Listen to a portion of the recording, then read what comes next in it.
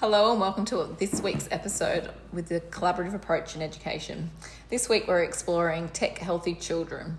How do we ensure that children develop healthy relationships with screens and educate families and educators on how to set healthy boundaries? Today you are joined by Danny and myself, Tammy. Yes, Tammy, that's such a huge concern on these days because, technology is it's becoming a bit more affordable, I guess, because everybody has it. You go to the supermarket, you see children on the screen, you're sitting in a trolley, you see children on the screen at the restaurants, you see, they talk about it a lot, or if they see an iPad in your room, they all look for it and get, crazy to touch it, and they just want to explore it. So we can see, and then when you look at research and you see in the workshops and people out there talking about this, you can see the impact that it is already having in our society nowadays.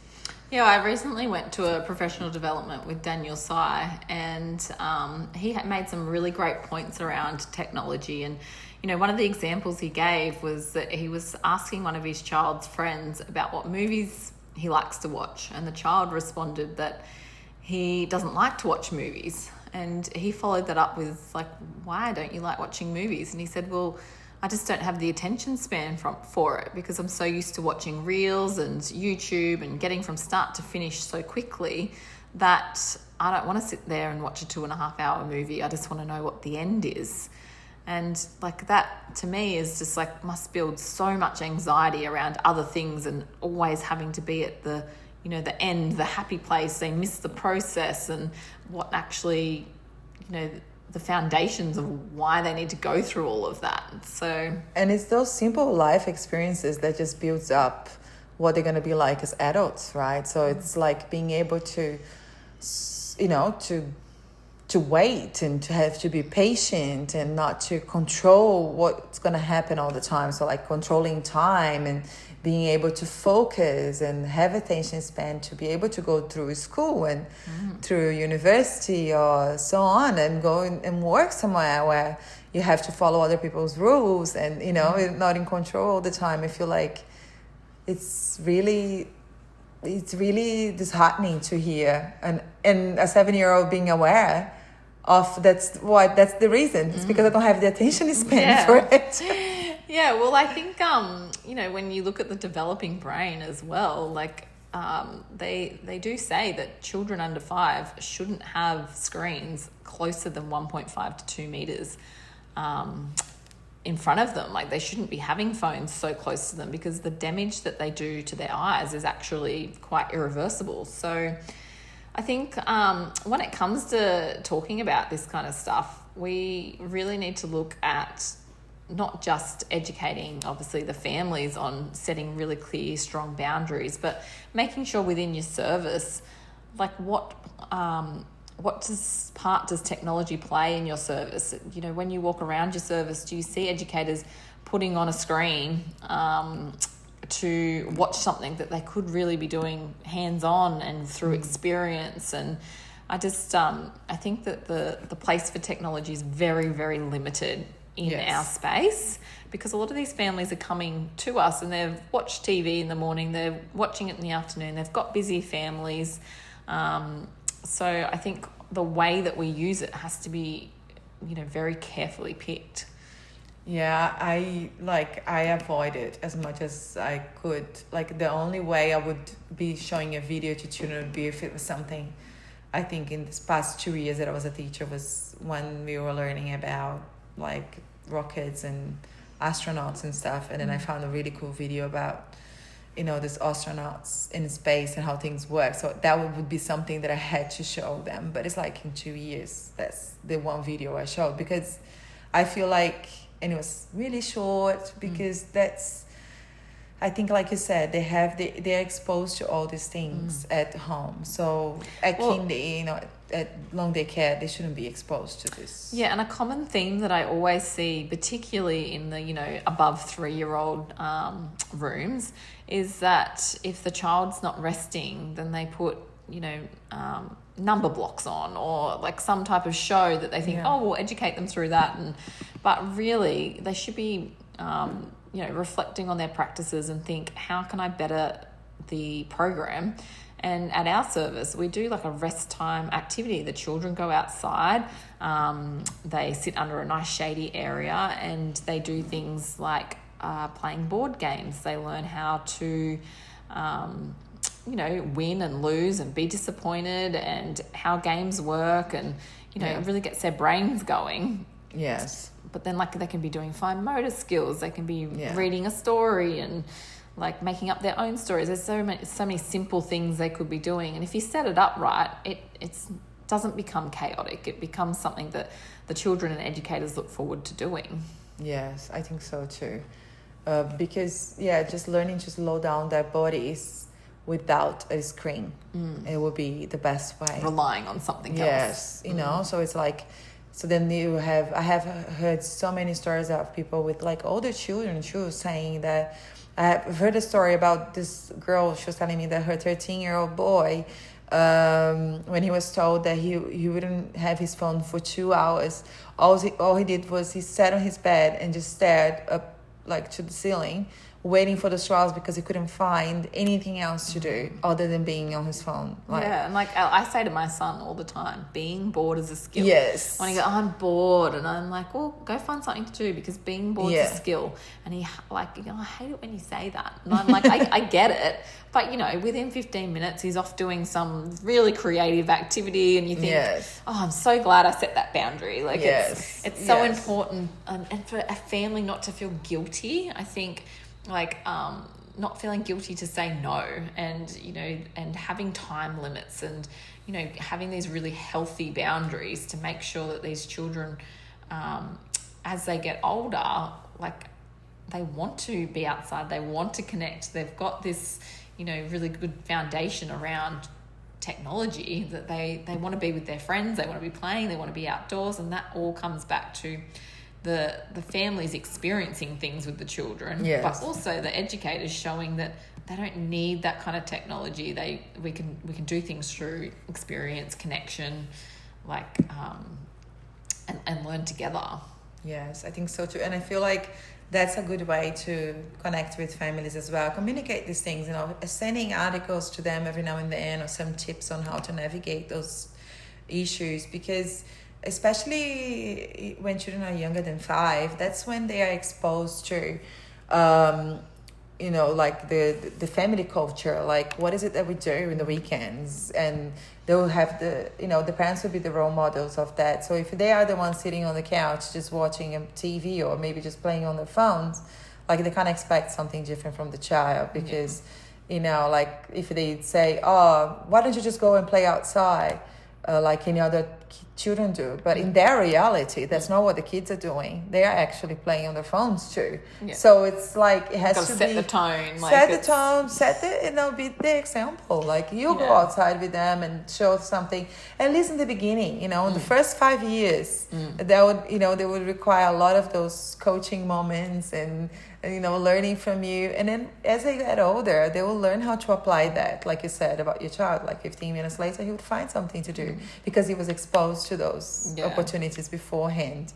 And I think that that's important for us to navigate with the parents, teach them about that, but also for the educators to apply the same in the classroom. And because one of the things that Daniel also said was, looking at yourself and how often do you use your phone? Is your phone in your bedroom? Is your phone going to the bathroom? Are your children seeing these things? Because a lot of families that I speak to at the service, their children's downtime is an iPad in their bedroom by themselves. And that to me is just like so dangerous. Like it's you're opening their world up. Like, it's so easy. It's just one click away from a pop-up coming up and them going down this, things that they can't unsee. So, like, I think when it comes to if they are using them, making sure they're in a safe space, and making sure that the families know what they're looking at. But for us, it's to educate the families, to make sure, have that aha moment where they go, they are in their bedrooms by themselves on this, like, what they think is, kids' YouTube. But if they actually sat down with their child and looked at what they're doing and all the things that they're clicking on through, YouTube Kids, I think they'd be really surprised. And it sort of comes back to also educators in the room as well, constantly taking photos and being on their laptops and iPads. The message you're giving the children is you're not the most important person in the room. Yeah. This is what's important. It's important that I'm constantly taking photos and making this, collection of things that it doesn't actually provide anything. And I think actually that's a really great topic for the next time of how much is enough, like how much of this information about photos and having all these things, putting so much pressure on the educators that they feel like they have to be on their iPads, constantly taking photos of children because they have to document this and that, because there's this huge expectations of like so many observations per month, so many of these and daily diaries and all these things, when in fact it's like, is it really needed? Like, yeah, well, I think it's really tricky because the way apps are going is that all documentation, including incident reports and checklists, it's all on the iPad. Yeah. And so I often say to the team, like, if there's an incident report that you might need to write, ask someone to duck out and change over, or if I need to come out, like, because I think it's you're taking away someone's supervision too when there's something like that happens. So making sure that the educators are being strategic when it comes to that, because it could really wind up in a like not enough supervision, or a child needing you and you keep just saying just wait, and they don't understand what they're waiting for. They just see you in an iPad. And it's also not a good look, especially doing drop-offs and stuff when the parents are seeing you, or pick-up times, when they're seeing you. So it's definitely a good way to just go somewhere else and do whatever it is that you have to do. I think with things like that too, though, like, it's really important for, if a child does come up to you and say, like, I need you, or whatever it is, it's like, I'm just doing a head count. And why am I doing the head count? I need to make sure that we see everyone and that everyone's safe. And, and same with the family coming in, and, making sure that you're really still actively supervising, but also telling them what you're doing. So it doesn't, have that look, but doing it more strategically. It's like going to the toilet, right? Yeah. You don't just walk away and go to the toilet. You have to make sure you do it at the right time. So... Yeah. Again, like, it just comes down to setting boundaries around when and what you're using it for. And I think knowing that the way, the world is like today, technology is taking a huge place, in this world. So as much as we can decrease in the classroom, that'll be better for them, because when they grow up, they're going to be exposed to it. And, so many schools, how they just use iPads for everything. Children are not even writing anymore. They're just typing everything. So, like, we can slow down that process. They'll get there. We don't have to teach them because they're going to do it at school. Children learn how to use the, phones and iPads and tablets faster than we learn anything. They are ready for this world. But so then we can expose them to the more natural and raw experiences, and the risky plays and the outdoor, and make it fun to move, because now I find that it's a bit more challenging to find children that want to physically move. They don't want to be outside as much. They want to be inside. They want to sit down and do stuff. So then make it interesting for them to want to move their bodies. I think too, because like, a lot of children, even sitting down and having table conversation can be a real challenge for them. So, setting those boundaries again, and making sure that you teach how like table manners and how to interact and things like that. But, one of the main things is that, yes, we're raising children, but we're also raising adults. And at the end of the day, what kind of adults do we want out in this world, in the future? Yeah. Like, a lot of the families, when we sit down and we brainstorm about these things, and we're about to do a parent night, and this is one of the questions I always like to ask is, at the end of the day, like, what kind of adult do you want your child to become? And a lot of the time it's resilient, happy, respectful, responsible, empathetic, and they can't do those things if they're not connecting with real people. Yes. And, doing real things. And you see so many struggles. Like, I have seen it out there, how many children are struggling to socialize, because it's so much easier to watch a video, or maybe even to play a game where you're controlling the response, and you're controlling what the actions are, and like you said, connecting with a human being. It's much harder, and they're avoiding this because it's much more comfortable being on the screen. Yeah, well, they don't know how to problem solve. No. And I think I've seen this a lot with the occupational therapists that we talk to, is that, a lot of the stuff that she gives us is all around, if this situation was to arise, what would you say? What would you do? Because a lot of the time these children are not organically getting put in these situations. They're avoiding them because the connection's not there, and it's pretty scary. Yeah, it is. And I feel like it is a reflection of our community and maybe our world now. I don't know if it's because now we're also dealing with the post-COVID babies too, so people are a bit more isolated, like there's not much online, interactions, everything is online, so it's such it's scary times to think that this is happening. So that's why it's so great to have centers out there that they have real grass, and they have they're making the time spent in nature worth it. They have bush kindy, creeks schools, and farms and things like that are so important for children to explore. So I'll definitely say, if you do have an opportunity to enroll your child, the parents have an opportunity to enroll a child in an environment like that, is so worth it. And it's very grounding to be, in nature, and having their shoes off on the grass, and, like that actually, there's so much behind grounding them, and, touching a real tree, and like all sorts of things. So, but I think like the most important thing really is that we are educating the educators on this, and that then with also opening the families up to thinking a little bit more about their daily routines at home, and what small changes can they make. Like, you can't expect them to make massive changes all at once, but if they make a change once a month, once a week, whatever it is, just that small thing, it will make all the difference. So it's like even just sitting down and saying, we introduced this recently from a friend, like your wows and pows for the day. What's something that happened that was amazing? What's something that you didn't really love? And some of the things that the kids say, it's like, oh, I didn't realize that would have affected you, or you would have. I think the pows are ones that are quite interesting that they come up with.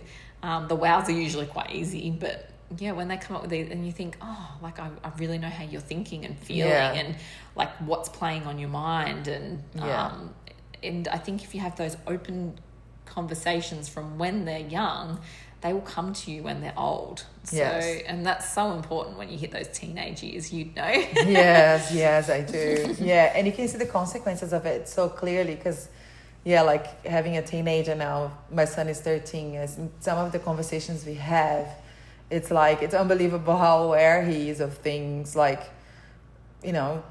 but because those conversations are happening, and real conversations, not this really, not dumbing it down for him, thinking he's little, he's not gonna get it. He does get it. Like, and I feel like we tend to just sometimes expect them to be acting like as mature people, and sometimes we also expect them to be babies forever. So then when you see who they are, they truly are, then it's easier to have those connections and understand that our role is to definitely guide them and teach them about like how, say, in that case, technology is going to be around. So I feel like I'm a firm believer that like prohibiting these things is not going to stop anything. You just need to teach them how to use it, and need to how to be healthy. And you need to show them how excited the world is out there, that it's not, that's not the most exciting thing. Just on that note, like one of the things Daniel also said was, being like, what does being on roadblocks and all these, really quite dangerous games teach your children? Like, that is not technology. When we talk about technology, we're talking about changing things, changing the world, and children can't get to that stage because they don't have the attention span. Yeah. So putting them on technology to play games and then technology actually having a place in the world is two very different things. And just, setting those firm boundaries is just, it's so important. Yeah, it is. Definitely it is. It's like teaching them, but then also like stopping them from using it, but not offering anything else to do instead. Like, and, it's not going to help. So show them that the world can be exciting at a long day care center and a kindy at home, showing them that the world can be exciting without technology. And when technology does come around, they're gonna be like, oh, meh. Like, it's cool, but I would rather be outside playing with my friends. It has its place, yeah. Yeah. Well, thank you for joining us with the Collaborative Approach in Education. If you would like to follow us on Instagram or Facebook, we're also on Spotify and YouTube. We'd love to hear from you if there's any topics that you want to bring up. So thank you so much. Thank you.